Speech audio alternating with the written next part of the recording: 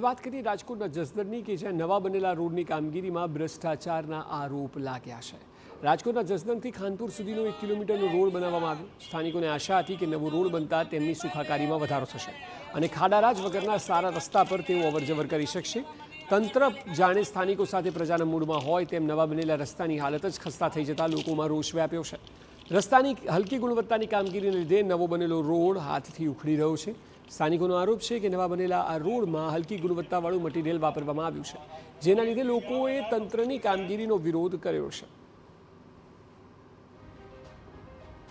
અને બાજુના ગામડાવાળા બધા લોકો ખૂબ જ હેરાન થાય છે। એને જવા આવવા માટે 4 થી 5 કિલોમીટર ફરીને આવવું પડે છે, છતાં કોઈ કાંઈ ધ્યાન દેતું નથી અને ખેડૂતોને વાડીએ પશુપાલનને આ તે બધું હોય તો એ લોકો સમયસર જઈ શકતા નથી અને બહુ હેરાન થાય છે। અને જે રોડનું કામ ચાલુ થયું છે એમાં પણ હલકી ગુણવત્તાવાળું કામ છે, જેમાં કાંકરા અને બધું નોખું રખડે છે।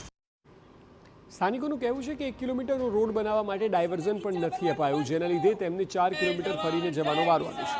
ત્યારે સ્થાનિકોએ તંત્રની કામગીરી પર આકરા પ્રહાર કર્યા છે અને સારી ગુણવત્તાનો રોડ બનાવી આપવાની પણ માંગ કરી છે।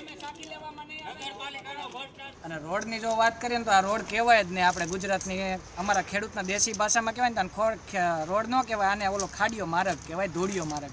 આ એવી સત્તાધીશોએ બનાવી છે, કેમ કે જો અત્યારે આવા ટેન્ડર પાસ કરીને જો આવા કોન્ટ્રાક્ટર આવા કામ કરતા હોય, સત્તાધીશોના નજરના રહેમ નજર કામ કરતા હોય ને, તો હું તો કહું છું એને કામ જ ન કરાય।